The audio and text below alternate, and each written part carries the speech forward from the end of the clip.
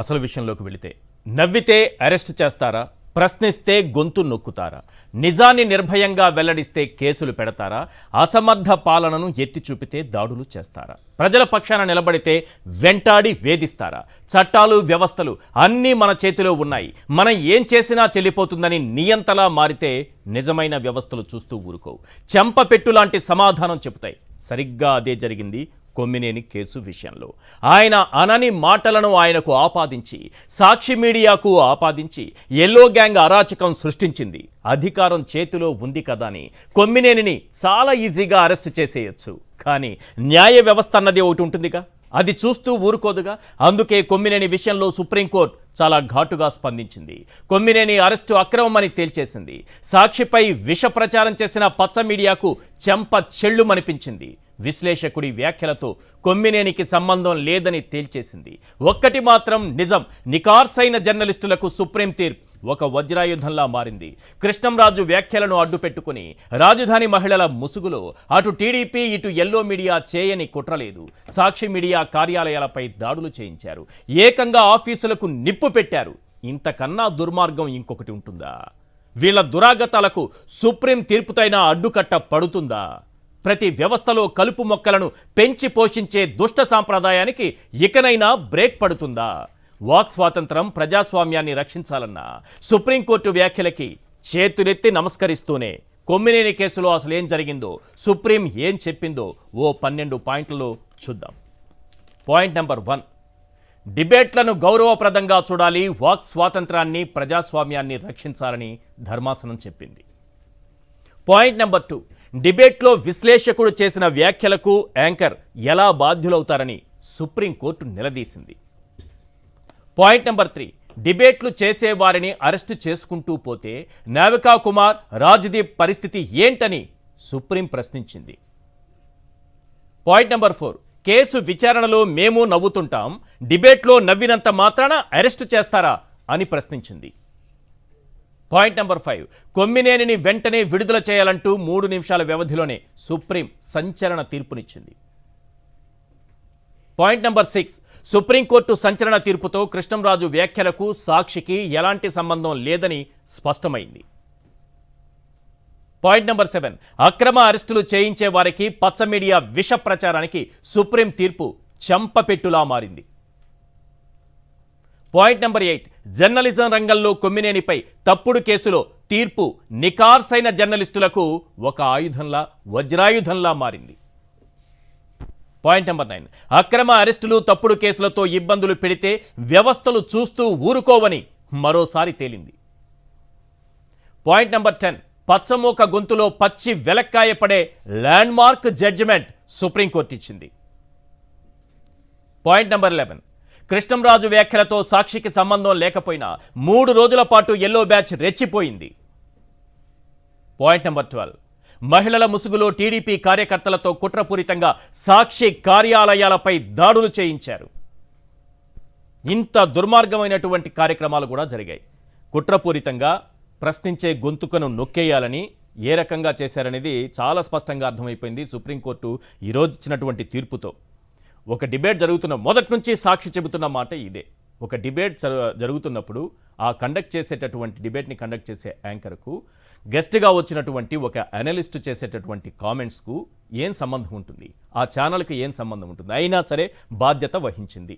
తప్పు కృష్ణంరాజు గారు మాట్లాడిందని పదే పదే సాక్షి చెప్పడంతో పాటు ఆయన వ్యాఖ్యల్ని సమర్థించమని ఖండించింది. ఇక ఆ వ్యాఖ్యలు తాను చెయ్యకున్నా తన డిబేట్లో జరిగింది కాబట్టి నైతిక బాధ్యత వహిస్తూ కొమ్మినేని గారు క్షమాపణ కూడా చెప్పారు.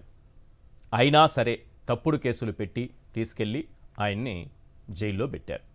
అసలు ఇక్కడ మంగళగిరి కోర్టులోనే న్యాయమూర్తి ఆ ఎస్పీని, డిఎస్పీ గారిని ఇద్దరినీ కూడా చాలా గట్టిగా వార్నింగ్ ఇచ్చి వదిలిపెట్టింది. అసలు ఎలాంటి కేసులు, ఇలాంటి సెక్షన్లు ఎవరైనా పెడతారా? ఎస్సీ ఎస్టీ అట్రాసిటీ కేసులు కూడా పెట్టేస్తారా? అసలు కొమ్మినేని గారు నోరు తెరిచి అలాంటి వ్యాఖ్యలు ఏమన్నా చేశారా? ఎంత దుర్మార్గం అంటే ఈ ఎల్లో మీడియా క్యారెక్టర్ అసాసినేషన్ చేసేది వాళ్లే, గెస్ట్లను తీసుకొచ్చి ఒక్కొక్కరిని తిట్టించేది వాళ్లే, మహిళలపైన అలాంటి ముద్రలు వేసేది వాళ్లే, మహిళల జీవితాలతో చెలగాటమాడేది వాళ్లే, మహిళల్ని అడ్డు పెట్టుకొని రాజకీయాలు చేసేది వాళ్లే.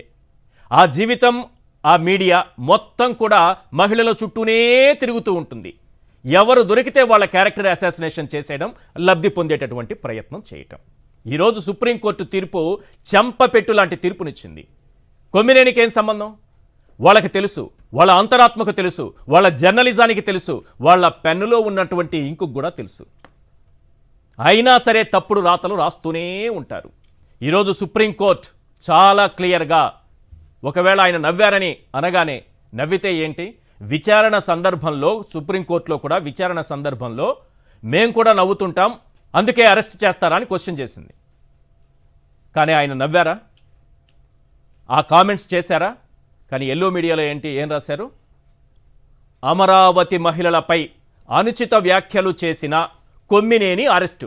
అనుచిత వ్యాఖ్యలు చేసిన వీళ్ళ పెన్నులో ఇంకా ఇంకు ఉన్నందుకు సిగ్గుపడాలి మనం.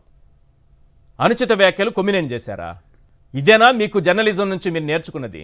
ఇప్పటికైనా సిగ్గు తెచ్చుకొని ఈ చెంపపెట్టుతైనా మార్పు తెచ్చుకోవాల్సినటువంటి అవసరం ఉంది.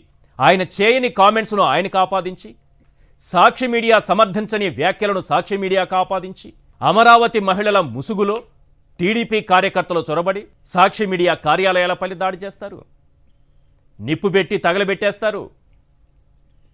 వ్యవస్థ ఏమో చూస్తూ ఊరుకుంటుంది. ఎవరికి చెప్పుకోవాలో అర్థం కాదు.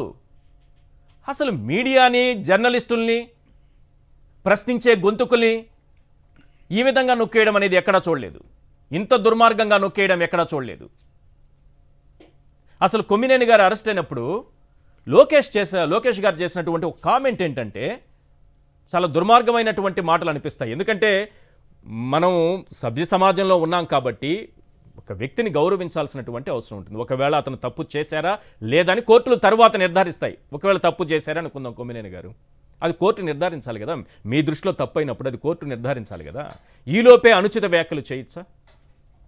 పైగా మేము ఒక్కొక్కడి కోసం వెయిట్ చేస్తున్నాము, ఇది కుట్రపూరితంగానే జరిగింది, మేము కుట్రపూరితంగానే ఒక ప్లాన్ ప్రకారమే అరెస్ట్ చేశామనేటటువంటి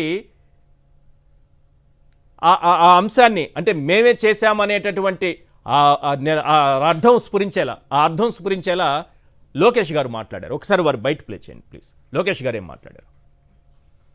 సాక్షిలో ఎట్లా మాట్లాడారు? ఎనివే ఒకడు అయిపోయాడులే, రెండోడు కోసం ఎత్తుకుతున్నాం. కార్యకర్తల బాధ ఉంది, మొదటి రోజే బతికెళ్ళచ్చు కదా అని, మొదటి రోజులో బొక్కలేయచ్చు కదా అని. అది 2 నిమిషాలు పని తల్లి. కానీ నేను కోరేది మిమ్మల్ని అందరినీ, జరుగుతున్నాయి ప్రజల్లోకి తీసుకెళ్లాలమ్మా. కానీ అదే తెలుగుదేశం పార్టీలో ఎవరన్నా భారతిరెడ్డి గారి గురించి ఒక్క మాట అటు ఇటు తూలితే ఇమ్మీడియట్ గా మన యాక్షన్ తీసుకుంటాం. సాక్షిలో ఎట్లా మాట్లాడారు? ఎనివే ఒకడు అయిపోయాడులే, రెండోడు కోసం ఎత్తుకుతున్నాం. కార్యకర్తల బాధ ఉంది, మొదటి రోజే బతికెళ్ళచ్చు కదా అని, మొదటి రోజులో బొక్కలేయచ్చు కదా అని. అది 2 నిమిషాలు పని తల్లి. కానీ నేను కోరేది మిమ్మల్ని అందరినీ, జరుగుతున్నాయి ప్రజల్లోకి తీసుకెళ్లాలమ్మా. కానీ అదే తెలుగుదేశం పార్టీలో ఎవరన్నా భారతిరెడ్డి గారి గురించి ఒక్క మాట అటు ఇటు తూలితే ఇమ్మీడియట్ గా మన యాక్షన్ తీసుకుంటాం. ఒకడైపోయాడు, ఒకటిది మొదటి రోజే బొక్కలో వేసేయచ్చని కార్యకర్తలు. ఎందుకు వేయాలి మొదటి రోజు బొక్కలో? కొమ్మినేని గారిని మొదటి రోజే బొక్కలో ఎందుకు వేయాలి? మీరు చెప్పినట్టు ఏదైనా నిజంగానే తప్పు చేస్తుంటే, అలాంటి వ్యాఖ్యలు నిజంగా ఆయన చేస్తుంటే మొదటి రోజో రెండో రోజో ఎప్పుడైనా వేయచ్చు. మీరు అధికారంలోకి వచ్చిన మొదటి రోజు ఆయన్ని వేయాల్సినటువంటి అవసరం ఏముంది? పైగా భారతి గారి గురించి ఎవరైనా మాట్లాడితే మేము ఒప్పుకోము, మేము ఊరుకోము, మేము చూసాము ఎంత బాగా లోకేష్ గారు మాట్లాడింది మనం విన్నాం. పైగా హోంమంత్రి గారు ఏం మాట్లాడారో విన్నాం. పోనీ అలా మాట్లాడితే మేము ఒప్పుకోమంటున్నారు కదా. మరి మొన్న రేణుకా చౌదరి గారు ఏం మాట్లాడారు? అసలు ఈ జడ్జిమెంట్ అనేది ఒక ల్యాండ్ మార్క్ జడ్జిమెంట్. ఎందుకంటే నికార్స్ అయినటువంటి జర్నలిస్టులకు ఒక ల్యాండ్ మార్క్ జడ్జిమెంట్లా ఇది మారిందా? నికార్స్ అయినటువంటి జర్నలిస్టుల చేతిలో ఆయుధంలా మారిందా?